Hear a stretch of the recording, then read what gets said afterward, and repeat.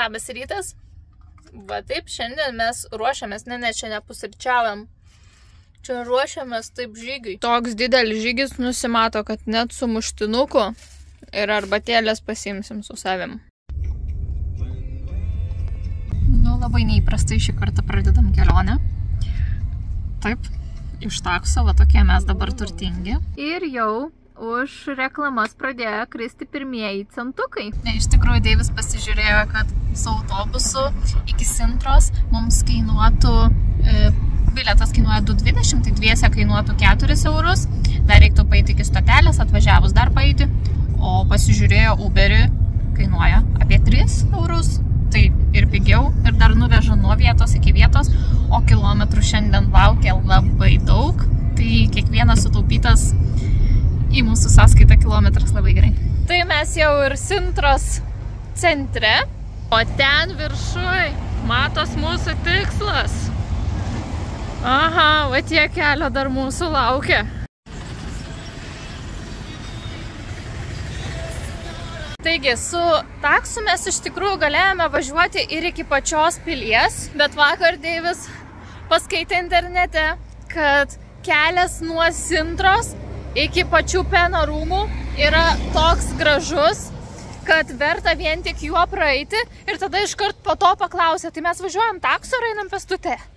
Sakau, nu tai tada einam, jeigu čia tas kelias toksai gražus, pravažiuosim, nespėsim pasigrožėti. Nu einam. Matyt, buvau neblaiva tuo metu. Ne, viskas gerai, kelias tikrai kol kas gražus. O rodo iki pilies 3 km į valandą kelio, tada įeisime į rūmų teritoriją, ten susimokėsime ir tada dar pusvalandis iki pačios pilies. Bijau, kas laukia viršuje, nes eilėse tiesiog stumdomės, kad nueiti iki pilies.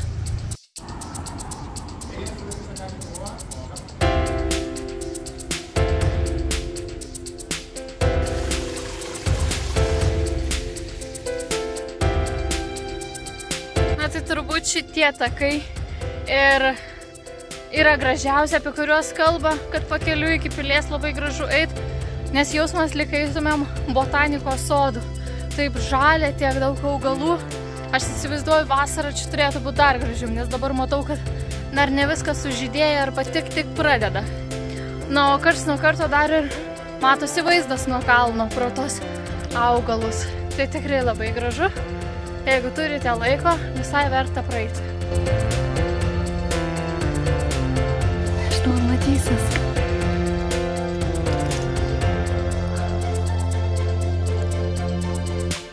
Dabar galvoju, paaiškinsiu, prie ko priėjom. Aš tada pagalvojau, gal ne visi žino, gal mums čia taip akivaizdu. Čia yra ne viena pilis. Čia yra viena Penos pilis, kuris spalvota, daug kas turbūt esat matę, ir kita pilis šiek tiek senesnė, nu, tokio stiliaus senesnė Mūriš pilis. Tai vat, priėjom kryžkelę, nes į tą pusę, į kitos pilies apie 300 ir į kitos pilies apie 200. Ir ta senovinė pilis jau matosi iš čia. Sunku patikėti, kad 200 metrų iki jos. Čia šituo taku, nu gal. Ką tik nusipirkom bilietus tiek į Mūriš, tiek į Penos pilis, kadangi į Penos yra laikas 3:30, o dabar turim dar 2,5 valandos laisvas, tai einam į kitą. Į Penos bilietas kainavo 20 eurų vienam, į šitą Mūros 12 eurų. Ir mes nepirkom iš anksto internetu, galvojom, ateisim vietoj, nusipirksim grinais ir žinosim, kokiu laiku galim eiti, nes kiek skaitėm griežtai laikosi įėjimo laiko, tai nežinom, per kiek laiko ateisim. Tai priėjus prie kasų, kasos nedirbo, yra automatai tik tais bilietų ir vis tiek reikia pirkti su kortelė. Tai geriau nusipirkite iš anksto internetu, nes vietoj eilė yra prie tų bilietų automato ir bilietai smarkiai tirpsta. Per 10 minučių realiai, kol mes nuėjom iki ten, nupirko 150 bilietų, tai gali po to nelikti. Nu va, praėjom pro bilietų tikrinimo vietą ir kaip ir jau esame Mūriš pilies teritorijoje.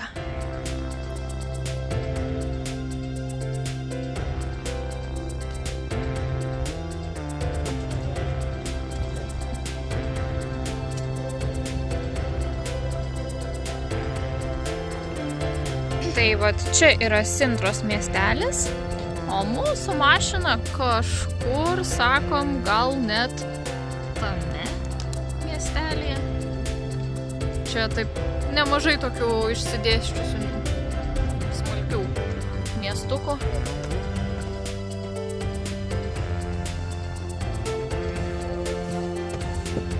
Aš manau, kad čia dauguma iš tikrųjų taip ir daro. Nusiperka bilietą į Penos pilį ir kadangi nėra bilietų čia ir dabar, jie perkami į priekį kelioms valandoms, tai per tą laiką turbūt dauguma ir ateina į šitą pilį pasižiūrėti, nes šitoj pilyje bilietai nėra suskirstyti valandomis, čia nusiperki kaip dienos bilietą, o į tą pilį jau turi tikslų laiką žinoti, kada tau reikia bilieto ir ateiti būtent tuo laiku.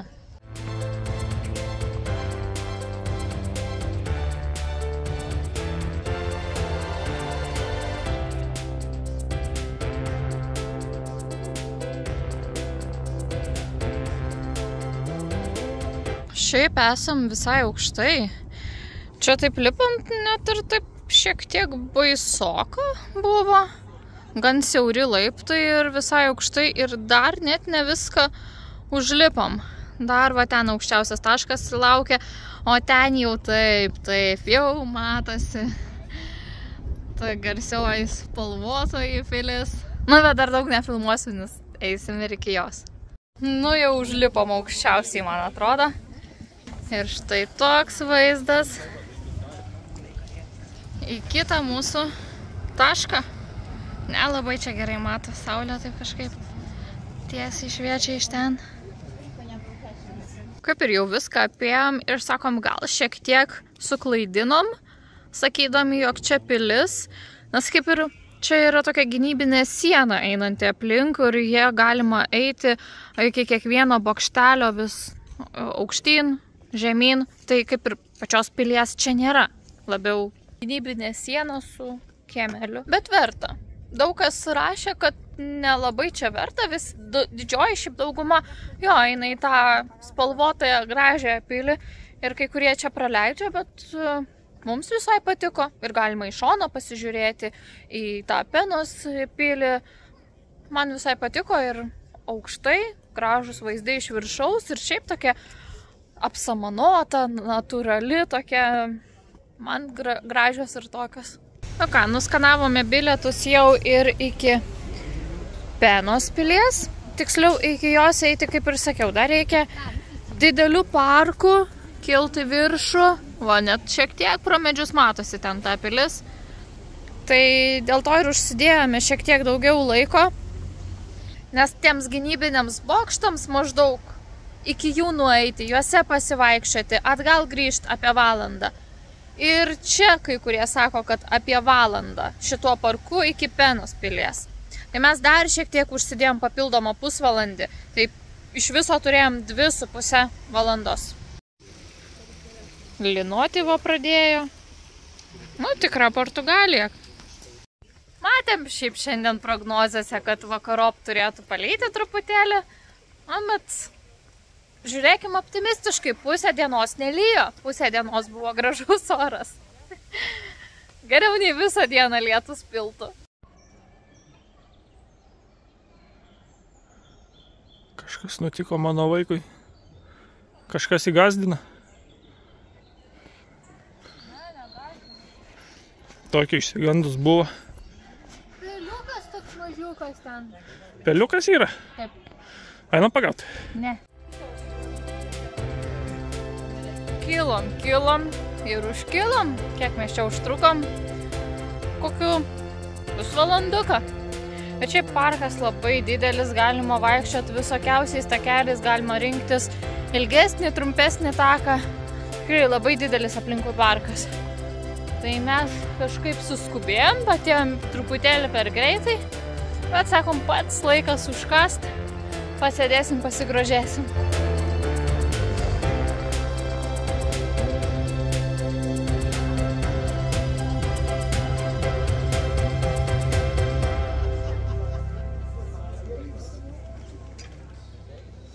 Na, o čia dar viena dalis, kuri labiausiai iš tikrųjų mus išgazdino. Matėm labai daug tiktokų, kad šiuo metu pilis yra renovuojama.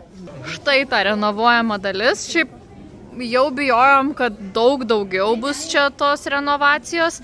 Nu, kaip ir nėra tiek daug. Bet jo, nepamatysim dabar gal visos pilnai pilies. Ojei, visai išsilijo lietus. Nežinau, ar čia matosi. Slepiamės dabar kavinukiai. Visi iš tikrųjų čia dabar slepiasi kavinukiai. Gerai, kad anksčiau atėjom, tai kaip ir mums gal net ir pasisekė. Mes pralauksim tą lietų ir tada vaikščiosim jau po pilį, galbūt ne po lietum. Plano ne visada pavyksta laikytis, kadangi smarkiai lyja. Turėjom valgyti su vaizdu į pilį. Štai kokia realybė. Kažkur kamputį. Turim nekokių žinių. Va taip, vat, toks oras.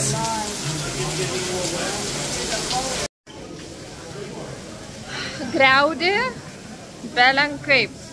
Lyja belenkaip.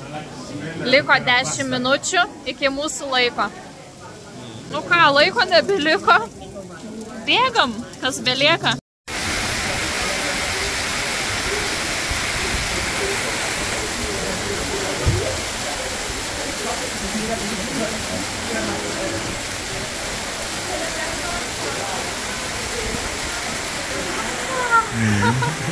Svarbiausia, kad slidu, ten sniego, va toks sluoksnis. Buvo. Nesitikėjau, kad bus taip slidu.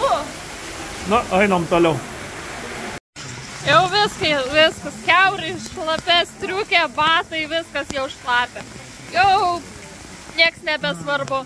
Stovime eilėje jau, kad mus įleistų į pačią pilį. Tragedija. Nu ką, belieka išlikti optimistais. Nelyja ant galvos dabar. Jau užėjome į vidų. Jau galime grožėtis. Tik sunku grožėtis, kai viskas šlapia. Va tiek sniego, nu tiksliau ledukų prikrito. Gražu. Filmuoju, kaip žmonės džiovinasi.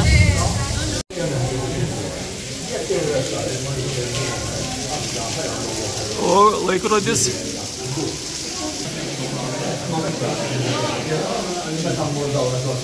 O kaip grožisi rūta.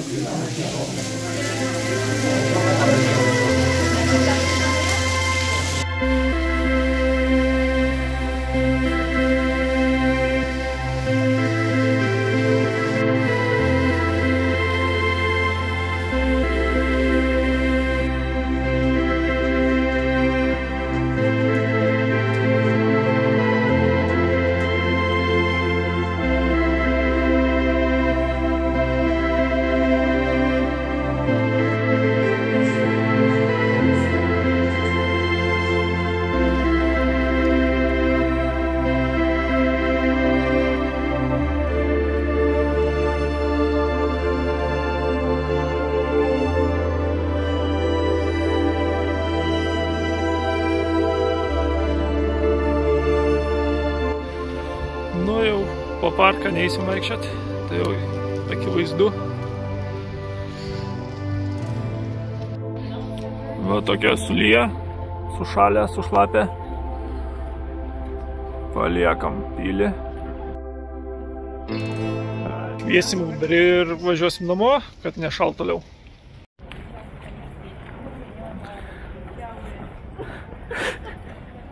Va tokia mada šios pilies. Derinausi, rengiausi gražiai, geltoną megztuką, derinau prie visko, galiausiai priderinau. Taip. Peršalo galvą.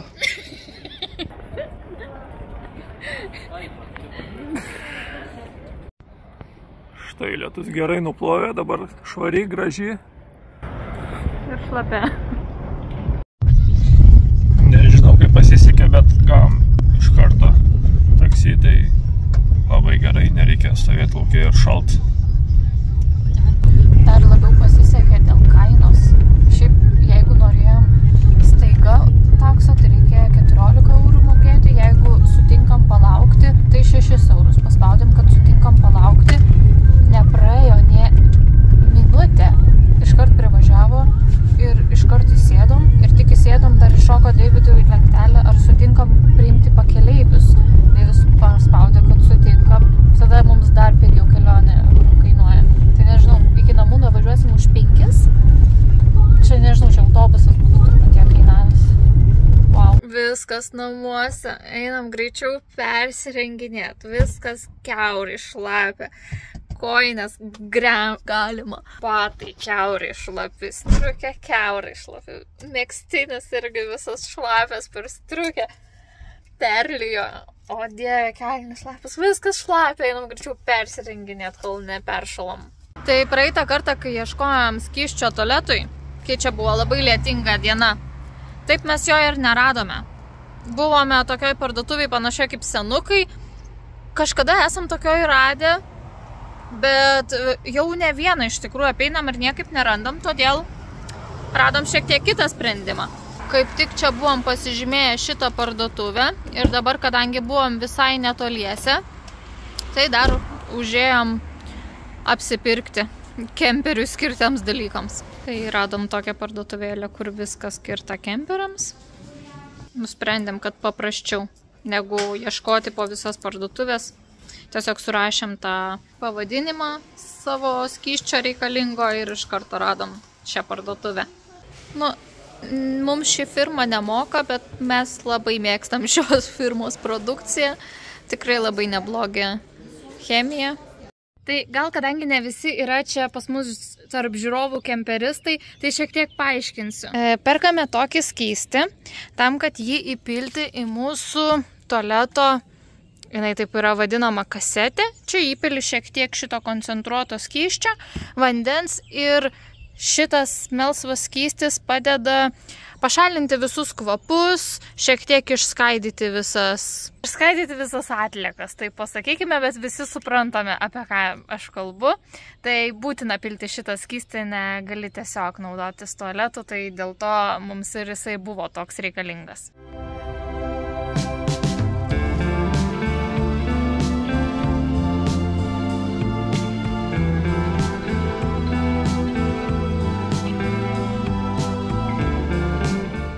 Va ką, radau degalinę, kur dizelis kainuoja 1,58 €. Tai šovėm pilną baką. 102 euriukų. Aš galvojau, įvažiuojant į Portugaliją iš Ispanijos, kad kuras bus pigesnis, nes pasigūglinau, kad ir atlyginimai šiek tiek liktais mažesni ir pigesnė šalis turėtų būti.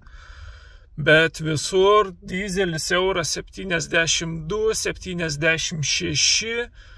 Tai jeigu radom už 1,60 €, pilam pilną baką ir tikimės, kad daugiau nebereiks pilt Portugalijai ir jau užteks iki Ispanijos vėl. Buvo Lisabonoje vieta, man atrodo, apskritai Lisabonoje netgi ne vieną vietą, kur kainavo dizelis 1,90 €. Kosmosas. Už tiek mes nepilam. Labą dieną. Tai vakar vakare lietus sugriovė planus. Palikom Sintrą anksčiau. Ir rodė, kad čia saulė šviečia, jokio lietaus nieko, tai galvojom, gal šiandien vėl nuvažiuosim, aplankysim dar, turim kitą pyliką, norėjom pasižiūrėti ir kitas vietas, bet atsikėlėm ir vėl girdim lietus lyja. Taigi panašu, kad šioje kelionėje Portugalijoje būsim labiau priklausomi nuo oro sąlygų negu planavau, kadangi mums patiko tiek Lisabona, tiek Sintra. Galvoju, kad kažkada galbūt norėsim grįžti ir vasaros sezonu, kai bus geri orai. Tai šį kartą paliekame Sintrą ir važiuojame toliau.